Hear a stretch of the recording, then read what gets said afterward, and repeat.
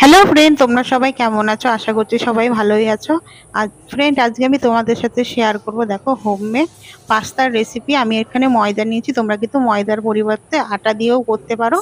এবার হচ্ছে ময়দাটা 2 কাপ ময়দা নিয়েছি, তার মধ্যে হচ্ছে আমি 3টে ডিম নিচ্ছি। ডিম 3টেকে ভালো করে ফ্যাটিয়ে নেবো। 3টে ডিম, তার সাথে এবার অ্যাড করে দেব হচ্ছে পরিমাণ মতন, আমি দিয়ে দেবো হচ্ছে লবণ আর হচ্ছে সাদা তেল। লবণটা হচ্ছে তোমরা তোমাদের টেস্ট অনুযায়ী দেবে। সাদা তেল আমি এখানে দিয়েছি 2 টেবিল স্পুন। আর তার সাথে অ্যাড করে দিয়েছি, যেহেতু ডিম দিয়েছি তার সাথে অ্যাড করে দিয়েছি একটা ভ্যানিলা এসেন্স। ভ্যানিলা এসেন্স দিয়েছি হচ্ছে আমি 1/2 টিস্পুন। দিয়ে হচ্ছে ময়দাটাকে ভালো করে মেখে নাও।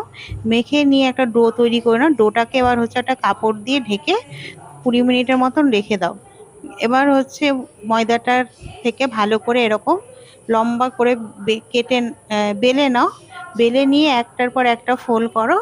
ফোল্ড করে নিয়ে এবার হচ্ছে পাতলা পাতলা স্লাইস করে এটাকে কেটে নাও।